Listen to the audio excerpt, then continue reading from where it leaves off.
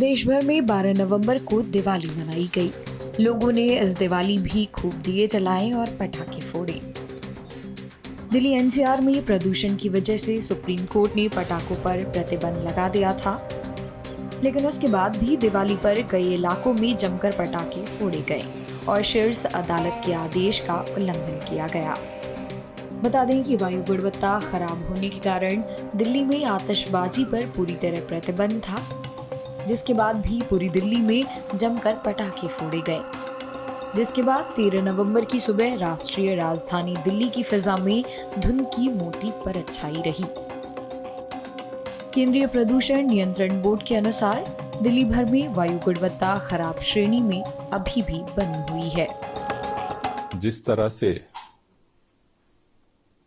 पिछले 3 दिनों से दिल्ली में प्रदूषण का स्तर लगभग 215 तक पहुंचा था, उसके बाद कल पटाखों को जलाने की जो घटना हुई है, उससे प्रदूषण के स्तर में बढ़ोतरी हुई है।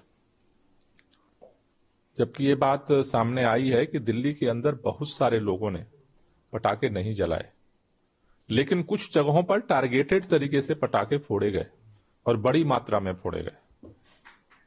एनसीआर के अंदर भी पटाखे फोड़े गए।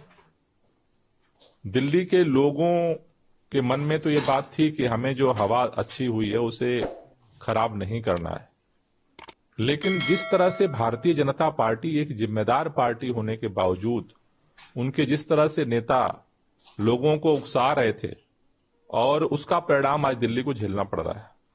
मुझे लगता है कि अगर ये पटाखे नहीं अगर जलते तो मेरे ख्याल से आज भी दिवाली के बाद भी, जैसे हमने सबने धूमधाम से दिवाली मनाई, आज दिवाली की सुबह दिल्ली की हवा भी साफ सुथरी और होती।